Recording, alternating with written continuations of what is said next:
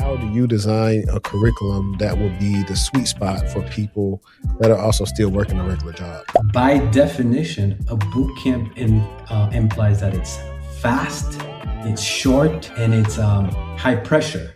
And this is not what we're trying to deliver. Why is a slower, more deliberate pace actually a competitive advantage for students' retention and mastery in Linux?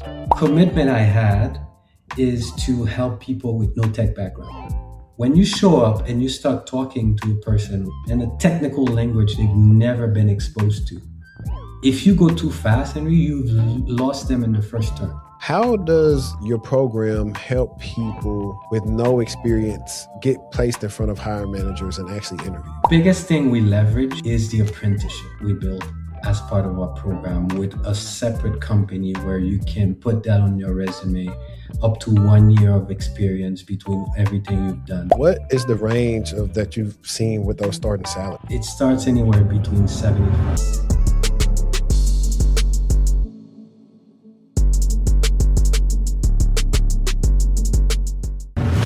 Welcome back to the show. Today, we're breaking down the barriers to entering the tech world. If you ever felt like you need a computer science degree or a decade of coding experience just to get your foot in the door, our guest today is here to prove you wrong. He holds a degree in management information systems, is a Red Hat certified professional, and is the CEO and co-founder of Yellowtail Tech. After seeing too many beginners get burned by short, overpriced boot camps that didn't deliver, he decided to build a better bridge. He's dedicated his career to helping everyday people with zero technical background launch high-paying, impactful careers in tech. Please welcome the man rewriting the tech education playbook, Jubee Vilceus. All right, what's going on, Jubee? How you doing today? I'm well, man. Thanks for having me, man. Thanks for coming on. So real quick for the audience that may not seen you or heard of you, could you give us a little brief background about yourself? Yeah, my name is Jubee. I'm the CEO at Yellowtail Tech. A little bit about my background. Man, about more than 20 years ago now, I went to school for management information systems. But when I graduated after getting my degree, it was very difficult to get into the tech industry despite having a degree. So I took a training to understand and learn Linux. And since then, I realized how this helped me break into the tech industry. And I vowed to actually build a school around that. And 10 years later, I did exactly that.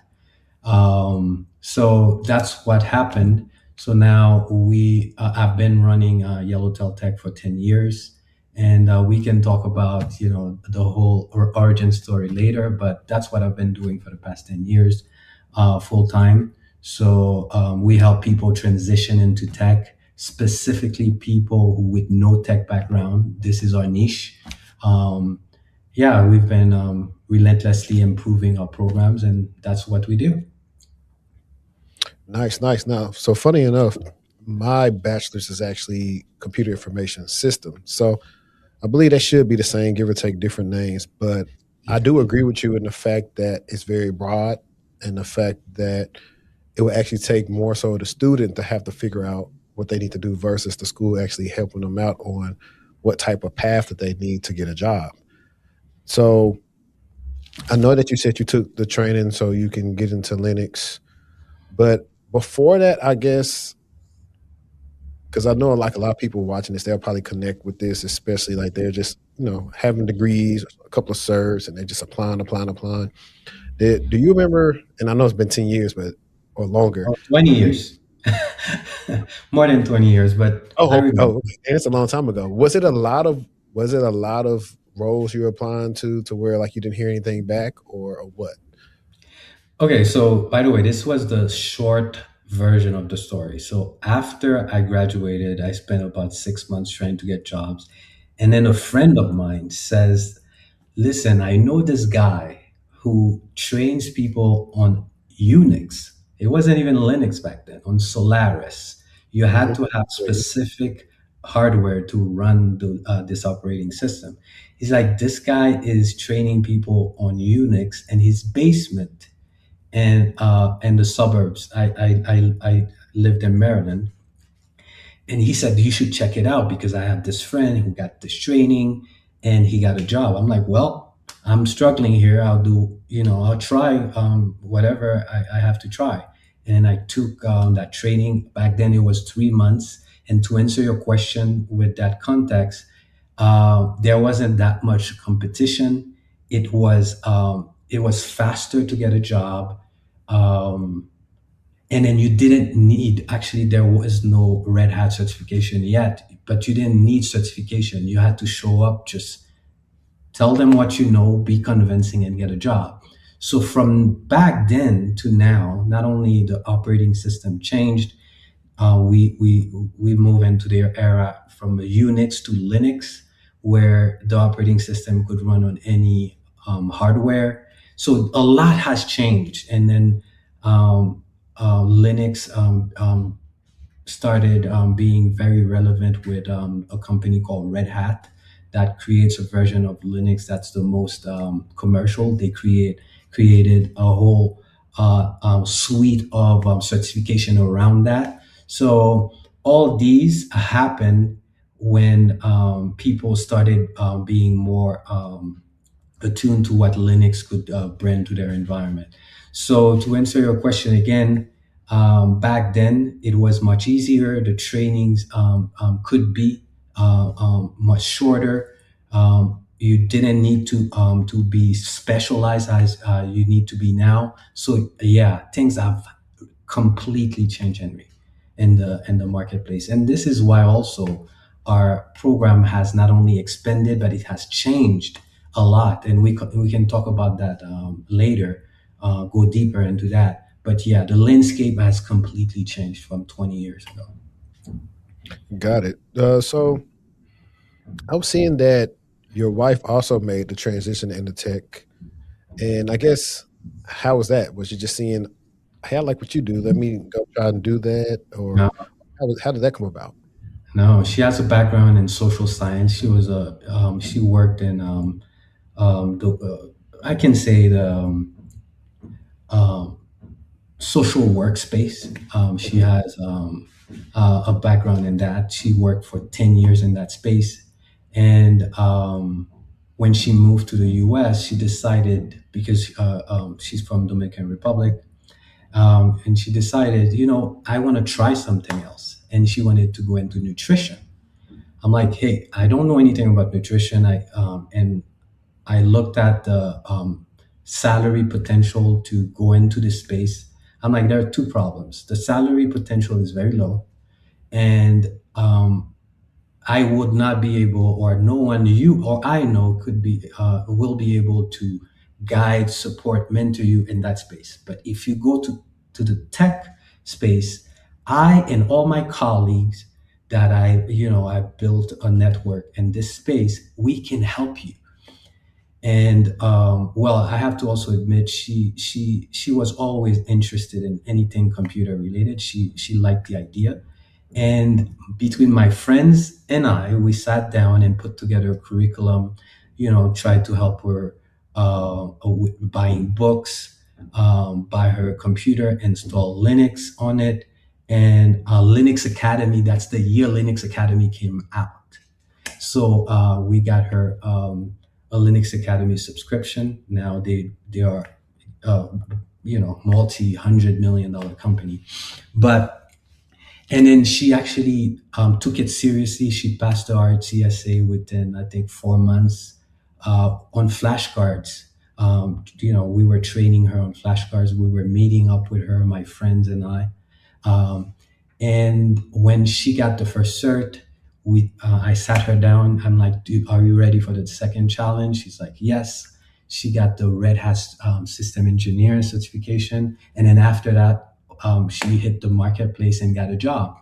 And that's when I started having the idea of, I think this is the time for us to turn this into a product, because um, her brother was calling and saying, "Hey, help me do this. How did you do that?" So we help about 7 to 10 friends and family within a span of a year and a half before we even launched this officially. And then within a year and a half, we were like, okay, so I think we have a product here. I think we should go to market and actually present it and price it as a product. So basically, building this company was all a result of helping my wife transition into tech and then realizing there is a whole demand for people with no tech background wanting to transition into tech. And that's why we choose this niche. And that's what we've been doing since, you see. So, yeah. Yeah, interesting, especially with the certifications with that Red Hat is. And I haven't looked this up, but because I don't think I had this written down anywhere. But typically, while we are here talking about people getting jobs, specifically working with Linux, what is the range of that you've seen with those starting salaries? Well, it varies. And the reason why I start with saying that is that it varies very much, but it starts anywhere between 75 to 100 plus thousand. And let me explain why it varies for Mhm. multiple reasons. First, where are you located? If you're trying to get a job in California versus North Carolina, it's going to be completely different.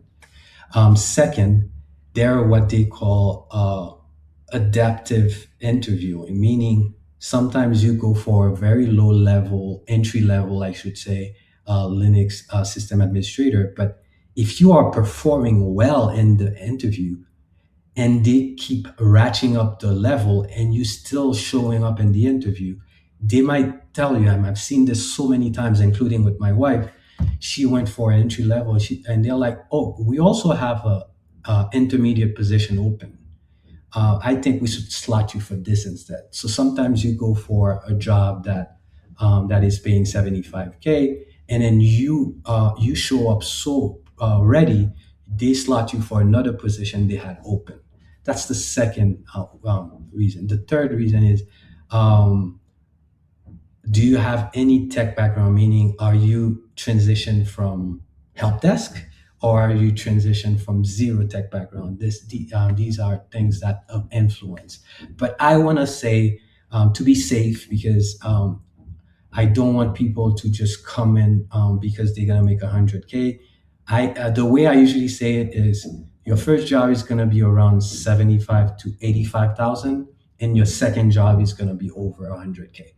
You see, because I always encourage people, within 2 years you have to look elsewhere and and start building your career. That's great. Especially with the nuance on the salary thing, right? I believe the same thing. I've seen the same thing, or sometimes just telling people, hey, sometimes that first salary, some in my case of working people, sometimes that first salary might not have been in the 70s, but it's better than what they initially had. You just got to get to the experience. Because once you get that other experience and you've outperformed that in your role for about a year, or we go a year or two, now Mhm. you can go probably double your salary or get 30, $40,000 increase just from the knowledge you gained over those 2 years. Yeah, that's why I usually tell people, be cautious, because a lot of people tell me, well, you say I'm gonna get 75K, but I'm already making 80K. Hmm. Yeah, two things. First, you have sometimes to be willing to take a little bit of a step back to get to the place you want to get. Because yeah, you're making 80, but does your industry, does your field, or does your job gives you the potential to make 200 plus $1,000? That's the first question. The second question is, you making $80,000, are you working 30 to 40 hours a week? Or is it with overtime, with all the crazy hours that you're making that 80,000? Because a lot of people are making 80,000, it's because they have overtime and all that. And as you know, in a lot of tech jobs, 40 hours is the max you actually work in terms of hours worked. You see what I Right. mean? Yeah. No, right. So the tech landscape has evolved massively, and many beginners are intimidated by headlines about AI and tech layoffs. Why is it still entirely possible to build an in fact impactful tech career with zero background or a degree? Well, the one thing a lot of people have to realize is, the AI revolution is real, but it doesn't affect every tech job equally. Because don't forget, I help you become a system administrator, a system engineer that builds the infrastructure on which AI works, on which coding happens, on which database administration happens. This layer called the infrastructure layer, the operating system layer, will always exist. In fact, it's even more important, more relevant, and more ubiquitous as AI, as cloud computing grows. So this space, one thing that has changed a lot in it is that it requires more automation, but it's not going away and it's not being overtaken by AI. And another thing I like to tell people is AI cannot take the AI cannot actually troubleshoot itself. So the operating system underlying the large language model cannot troubleshoot itself. So they still need system engineers, system operators to go in and actually do this work. So yes, the AI boom is disrupting a lot of tech jobs, but infrastructure in general is still going to be there. In fact, it's going to actually grow as we use more AI and cloud computing. Yeah, I agree. That's what we tell a lot of people. And the fact that some industries aren't going to just jump to using AI right away because they simply just don't trust it. And what's recently been happening is so many companies have told the people to stop using AI because they're spending more in tokens than they ever spent before, and to where it's costing more than the payroll that they had to pay. What happened with Uber and what's happening with AI is that because there was so much money being invested, there's a lot of subsidizing that was Hmm. happening. So now they're trying to actually bring the cost of doing business, the cost of AI forward, and it's showing to be too costly. 2 years, 3 years ago, it was very subsidized. Now, when we are trying to see the real cost of running AI, sometimes it's way more expensive, way more unpredictable than hiring people. I think that's what's really happening, and it's not the first technology where this is Yeah, happening. I think it's aching to remember everybody was trying to go to cloud adoption, but they really weren't focused on how much it was costing them in the cloud because they thought it was just going to be so much cheaper than being on prem. And then they quickly realized that they had these expensive cloud bills. So I believe it's the same thing. That's when they're going to start. They're probably going to do like I know cloud has FinOps where they focus on keeping costs in the cloud affordable or certain like a certain level. The same thing probably going to be going on for AI with tokens and everything else. I'm pretty sure of it. Yeah, it's the same thing they do, like you say, for cloud. They put some of the workload that makes sense on cloud and some on premise. It's the same thing. There are still going to be jobs that are done by humans that is going to still be more efficient, cheaper, and more um, makes more financial sense to be done by humans. And some are going to be outsourced. Some more repetitive jobs are going to be outsourced to AI. So I think that's where it's going to fall anyway.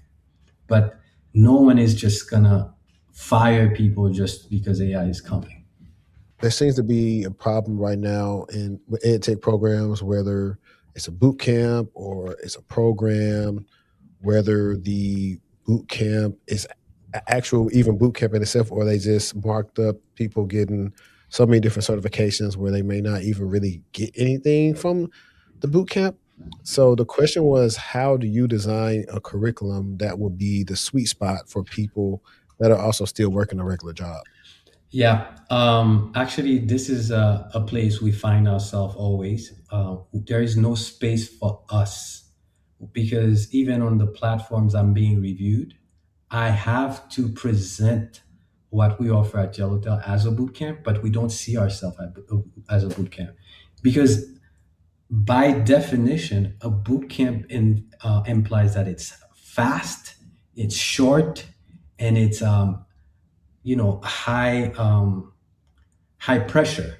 And this is not what we are trying to deliver. Our programs are unusually longer. They are longer than a boot camp, but shorter than going to college. So we've tried to find that sweet spot because after all, we are catering to people with no tech background. So it's very important to actually pace the way we deliver the program. That's the first question. The first thing I want to address in your question. The second thing is, how do we design the program and itself? Is that we don't only train you to the certification. We train you to make sure you are able to show up in a space and actually deliver as a system administrator.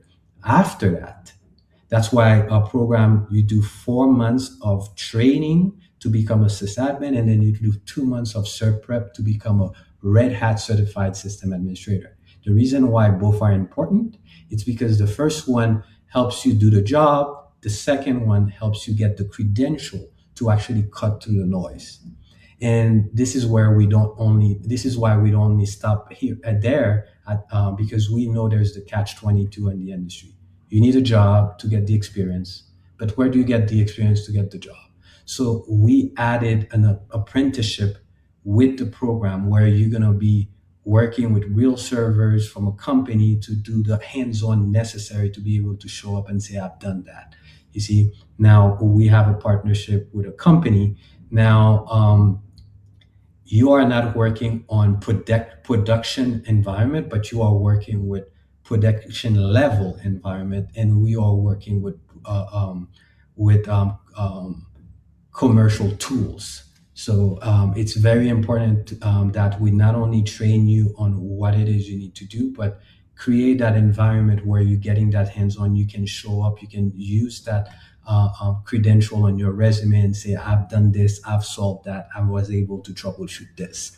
So now, one thing we've added to the program, because our program is an iterative process. We've been improving, seeing the feedback for the past 10 years, is that especially lately, automation, mastering automation in an infrastructure environment is very important. That's why we've added an automation certification and training to make sure that when you go to market, you can cut through the noise. Because Red Hat gets you a job, but automation certification on top of understanding Linux and having that certification, it gets you a job faster. So that's why we try to add anything that we understand is going to dramatically increase your chances to actually go to market and be able to get a job. Perfect. I actually like that quote. Red Hat, you said Red Hat gets you interviewed and automation gets you the job faster. Yes, because again, any job market, any field is a pyramid. So the higher you go in that pyramid, the more likely you are to get the job. So to me, the pyramid we are looking at is three general layers. First, you know what you're doing. Second, you are certified about on what you're doing. Third, now you have a specialty around what you're doing. So you get trained as a Linux system administrator. You get a certification to prove that you understand the concepts. And then the automation is saying, hey, not only I know I understand Linux, but I can deploy automation in that environment. So that's what we try to do. This video is being sponsored by Yellowtail Tech. If you're feeling completely stuck in a dead-end job, making less than your worth, and wishing you could break into tech, I need you to stop scrolling and listen up for a second. You don't need a fancy computer science degree or a background in coding to change your life. In fact, 90% of the students who go through Yellowtail Tech start exactly where you are right now, at absolute zero. This is why I fully support Yellowtail Tech. They aren't one of those massive high-volume boot camps that just take your money and leave you hanging. They focus on the quality over quantity. In just 6 to 9 months, they give you all the hands-on training you need with AWS and Linux, and the actual career coaching you need to land a high-paying IT job. But let me be completely real with you. They handpick their students. They don't care about your past, but they do care about your future. They care about your determination. If you're not serious about putting in the work to change your life, they aren't interested. But if you're ready to build a real high-paying career, let's get you on the right track. Click the link in my description and book your free career strategy session with Yellowtail Tech today. Perfect. All right, so check this out. When someone joins your program coming from a retail, hospitality, or a blue-collar job background, they often battle imposter syndrome. What is the first mindset shift you have to get them through that? The first thing I tell them is the imposter syndrome is not gonna go away. A lot of people think, okay, you're gonna do this, this, and that, and then you're gonna show up and it's gonna stop. You're gonna stop feeling like an imposter. Never. Every level you get, you're gonna feel an imposter on that level. So the first thing is to acknowledge it's not about doing a set of exercises or doing getting an amount of certification to stop feeling that. It's about acknowledging it and keep pushing anyway. Acknowledging it and showing up and doing your best in the certification. Acknowledging it and doing the work and getting the feedback. Acknowledge it. You get into the interview. You bomb it. You learn from it. You keep moving. You see what I mean? So it's something that's always going to be next to you. Um, I saw a movie where they were talking about it's the same thing with any mental health issues.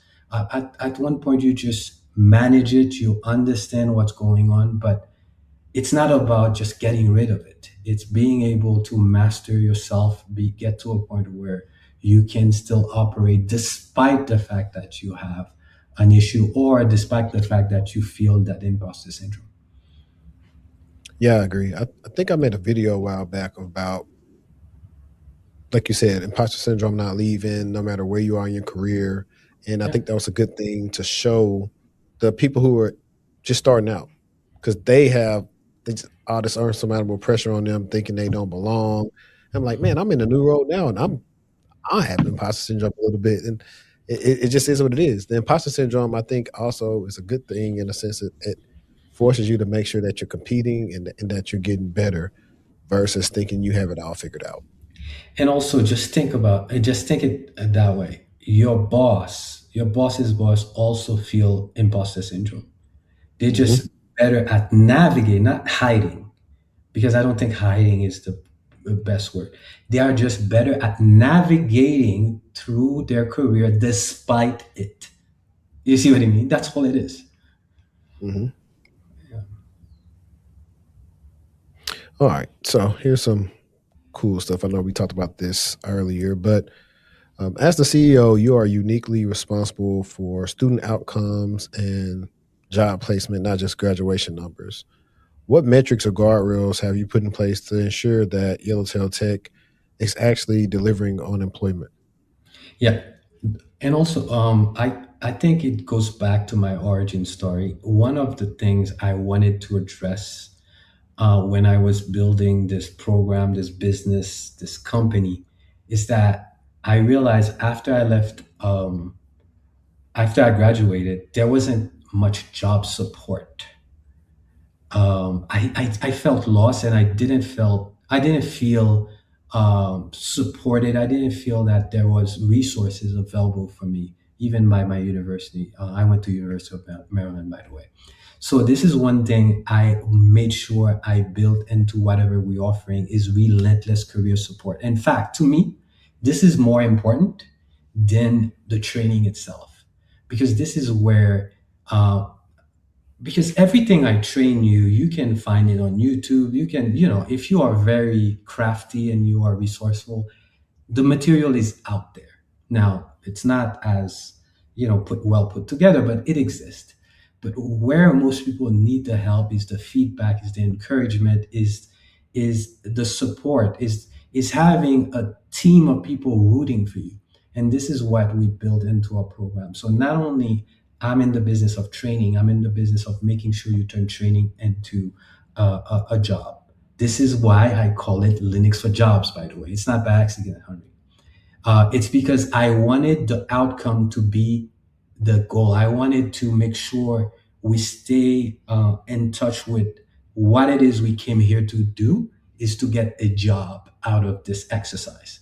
Not because you enjoy learning, because you could do that on Udemy for $15 or I don't know how much they charge a month, but I wanted to make sure the job component is stayed at the forefront. So everything we do, we optimize to get you the job. Now, our job placement rate is between 68% within 6 months and about 78% within a year of finishing your apprenticeship. Now, it's not 100%, but it's not necessarily because we are not doing our best. It's because life happened, people drop out, they start having kids, they get a promotion on the job they used to hate. Now they get promoted. Now they're a manager. They see the job in a different light. They drop out. So a lot of other factors come into play where we do our best, we show up, but the student, for some reason they get distracted or they lose interest in that endeavor.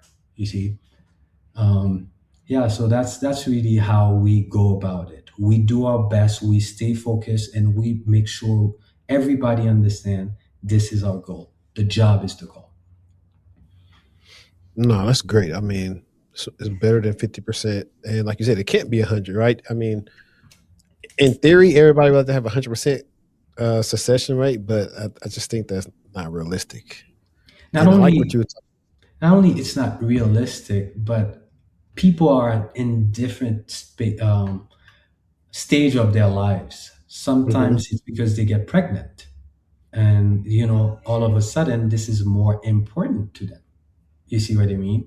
It's not Mhm. because anything is wrong with the program. It's because their interest has changed. You see what I mean? Yeah, no doubt. And I was going to say that a lot of times people find out what they thought they want, they didn't want. I think Mm, that's something that they figure out. They realize, hey, I got to do what? It's like, let's say we have somebody that says that they want to be either they want to get in shape or they want to be a bodybuilder. Let's say to make it easier, say they want to get in shape, they want to get a six pack, whatever. Then they realize, oh, I gotta have this type of breakfast, only eat this for lunch and dinner, and drink this much water, and walk 5 miles a week, and work out 3 to 4 times a week. Man, I don't want to do all that. Give me a bag of chips. I think it's like the same thing. yeah. Yeah, because a lot of people they romanticize working in tech. Oh, you work from home, you don't have to commute, and you only type on a computer all day. I love this because I was a nurse. I was walking 12 hours a day, but they realize now it also implies that you're going to be sitting for 12 hours instead of walking, which is not necessarily better. You Exactly. actually have to focus for most of that time. You see what I mean? So after they get that reality check and they're like, okay, yeah, I'm going to make more money. Yeah, I might be working remotely, but is it what I want? And some people, they realize that's not what they want. You see what I mean? Exactly. Exactly. Now, I know this is a question you probably get a lot. And we have with the job boards and everything else, you got the ATS and everything else. And with these job descriptions, 3 to 4 years of experience, need a degree, no degree. How does your program help people with no experience get placed in front of hiring managers and actually interview? The biggest thing we leverage, besides trying to convert your experience into something relevant to the new job, is the apprenticeship we built as part of our program with a separate company where you can put that on your resume up to 1 year of experience between everything you've done. This is our biggest weapon, really, because the catch 22 is real. In fact, this is the only advanced country where there's that catch 22. You need a job to get the experience, but where do you get the experience? You know, Hmm. before you get the job. Most advanced countries, there is a pipeline, a training to job pipeline. There is an apparatus inside the company ready to ramp you up to where they need you to be. But everywhere, most companies in the US, they want the person to be already having 5 years of experience. Now, you always, as a newcomer, you always gonna have that uphill battle. The uphill battle is real, and it's not gonna go away anytime soon. But we have a few weapons to actually help you with that. First, which is the apprenticeship. Second is knowing how to present yourself, how to um, not only present yourself, present that new persona you're building, because that's what you're doing when you are reinventing your Mhm. career. How Yeah. do you articulate all the things you know into something relevant for your new employer? How do you show up? How do you tell that new story of your career? We have your career coach, amazing career coach, Shivani and Courtney, that we work with. That's their, you know, that's their superpower. So is it foolproof? Is it easy? Does it stop being an uphill battle? Never. But we have had great not only success, but we accumulate the experience on how we are able to help you in that journey. I like that. Great answer. Because that is one of the biggest things. And like you said, the also reselling yourself. I think the biggest things people struggle with when they go do programs sometimes is when you get through an interview, what stories do you have to tell? And I think a lot of times they struggle with that because sometimes they don't know, they haven't been helped That's enough to figure out what to do or what to say. Yeah, not only that, the apprenticeship gives you the hands-on to say, okay, I did this troubleshooting, I fixed this. This is why it was broken. Now you can tell a story that's coherent. You can tell a story of adding value to an environment. When you don't have this apprenticeship portion, yes, you understand the concept, the mechanics of it, but you cannot apply it to real world. And a lot of students, most people, not a lot of students, most people, they don't have that amazing imagination to talk about things as if they already done it. You see what I mean? No, no, definitely. I've seen it all the time, but that's what people struggle at. They kind of only stick at to where they are versus either what they've been studying to become or able to answers. I mean, able to answer questions in a way that will support you being picked up for the role. But that's Yeah. cool. Um, Here's a cool one.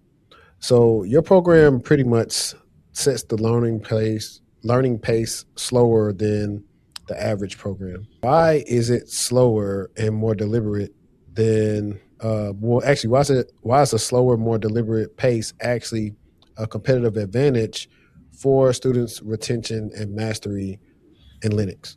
First, like you said, it helps with retention and engagement. But most importantly, the commitment I had is to help people with no tech background.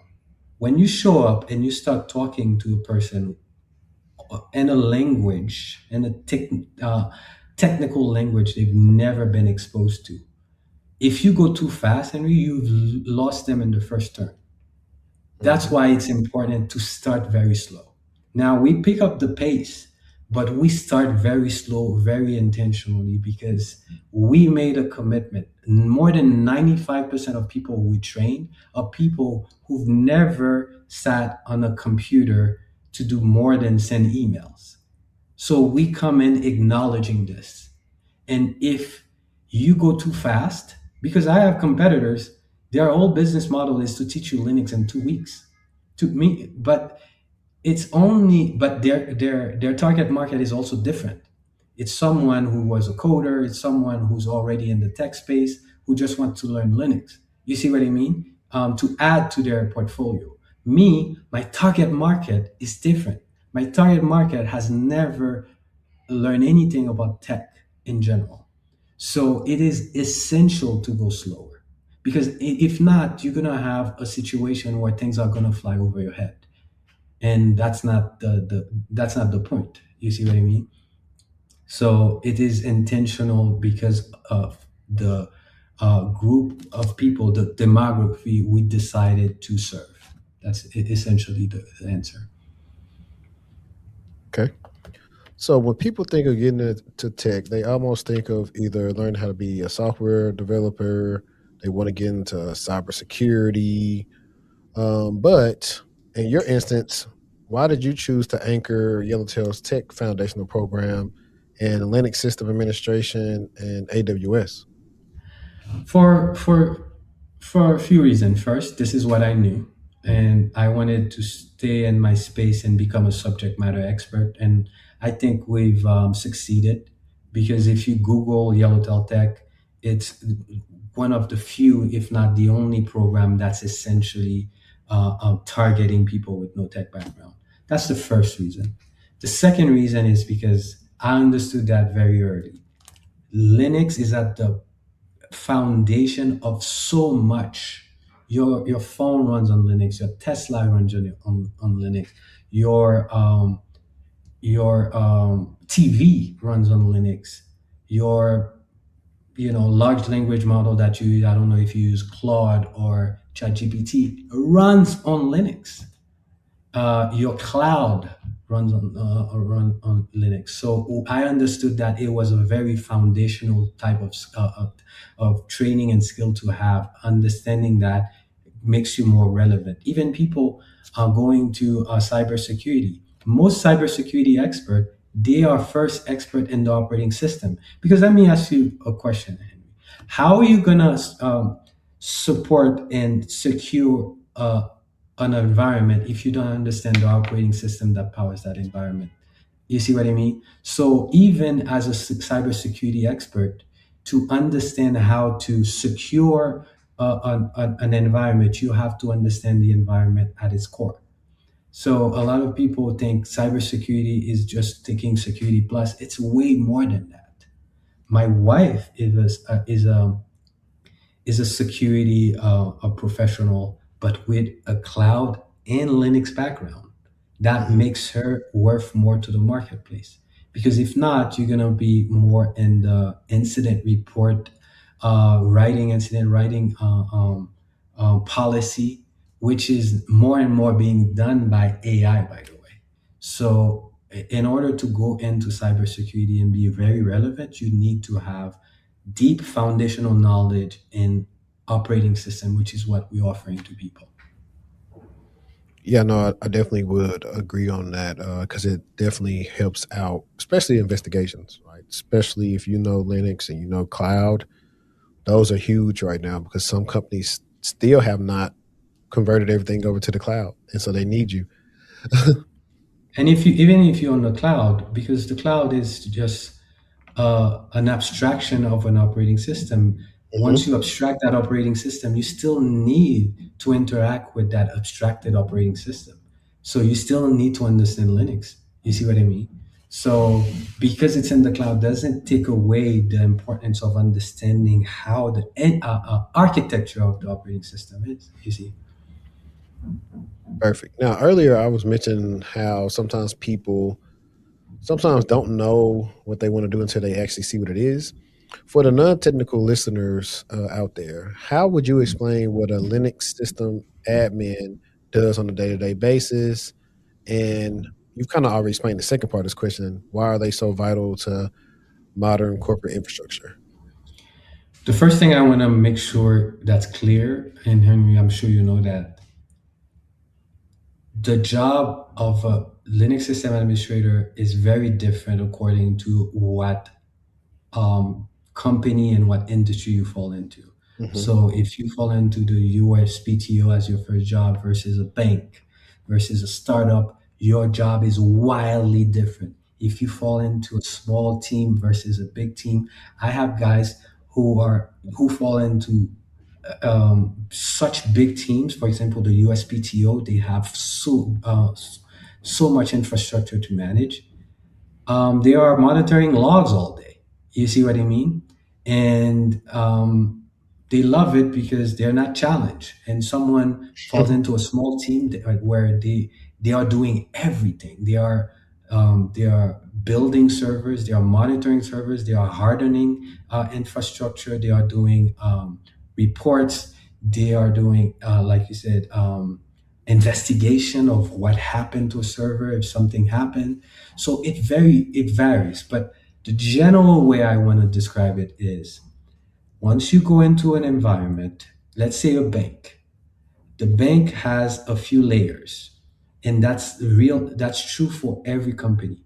The first layer is the infrastructure, the physical infrastructure, meaning the servers, the computers. Okay. But on top of this computer, there needs to be something running. And this is where you come in. You are managing, you are making sure that operating system is running 24/7, all, all the time. For your, let's keep the bank as an example. For your banking app to work, meaning there is the physical the infrastructure, the operating system, and all the software and the apps and the yeah, the software and the apps that are built and being managed on top of that. So you are the layer in between the physical uh, um, um, devices and the software that the end user uh, uh, gets to interact with. And when I mean end user, it doesn't only mean the customer, because let's keep the example of a bank. The teller is an end user as well, because they are interacting with a software that is being run on some type of physical device. You see what I mean? So your customer is sometimes an internal customer. It's the company, it's the employees of the company, and sometimes it's the end user, it's the customer of that company. So it's essentially making sure that mid layer, that operating system between the physical layer of things and the application being used, you are responsible to make sure that infrastructure is always up and running and secure, by the way. Perfect. Now, as an official Red Hat training partner, why is the specialized certification like the Red Hat Certified System Admin worth more to an enterprise employer right now than a generic tech certification? For a few reasons. First, Red Hat has 100% hands-on environment where there's no multiple choice. So you get handed a server and then you do things to it. So either you know what you're doing or you don't. That's the first thing that the industry likes about it. The second thing is Red Hat is an industry leader, especially when it comes to um, operating system. They do other things, but when you're talking about Linux operating system, they are the industry leader because they have the biggest offering of support. So these are the biggest reason why. And a third, um, honestly, Red Hat is the only major certification in the space. So if you're trying to get certified and be able to, to have this help you transition into a job, this is the certification to go with. So Red Hat has a lot going for them in general. Perfect. So, if you could look back at the 20 something year old version of yourself struggling to figure out the IT job market, or someone listening right now that feels the same way, what is the single best piece of advice that you would give to them to kickstart their career transformation? I would I would go and look at what is likely to be a fad and then what is likely to be relevant in 10 years. Because this is one thing I realized I didn't think it was the best decision I made is when I got into tech, I chose a space where the relevant of that space became bigger as the industry got bigger. When you're talking about software, building software engineering, these things are going away because AI is able to do quite a bit of that work. But when we're talking about infrastructure, and there are several other spaces that are very AI proof, the idea is to ask yourself, will the field I've chosen, will it be more relevant? What is threatening it? what is most likely to be replacing it. And I think I made the right decision by going with Linux and sticking with it and trying to become a subject matter expert. And the second thing, it's connected to being a subject matter expert. Go deep, do not go wide. It's easier to go wide because every week there's something new going on. But being a system administrator, becoming a system engineer, and becoming having a specialty as a system engineer in automation and many different areas that you can choose to become a subject matter expert is the best thing you can do for your career, because know-it-alls are a dime a dozen, but finding that person who is worth a lot to a company, not only you create job security for yourself, and you create a lot of opportunity for salary increase for yourself. So that's what I would say. Go deep instead of wide, and ask yourself, will the area I chose be more relevant in the future? Don't ask if it's easy to get in, because a lot of people made that mistake as well. And oh yeah, it's because it's a 2 months thing. I'm gonna do that QA. Yeah, but make sure in 5 years, do you still have an infrastructure in 5 years? Yes. Is it bigger? Probably. You see what I mean? So Mhm. that's what I would do before I get into the space. Now that's definitely great advice, especially for people starting out. Now, how do the listeners keep up with you if they want to follow you or learn more about the things you have to say? We are on all major platform, but our biggest platform is Instagram. You can follow us at yellowtail.tech. Just follow us on Instagram, on YouTube, and yeah, we're always trying to put new information out there, how the space is evolving, and yeah, there is so much in store for Linux, for infrastructure in general. Yeah, we're excited about the future. Perfect. And I think I forgot that we didn't mention this in the previous questions. But when is the next cohort? The next cohort starts this right after Labor Day, always the Monday after Labor Day.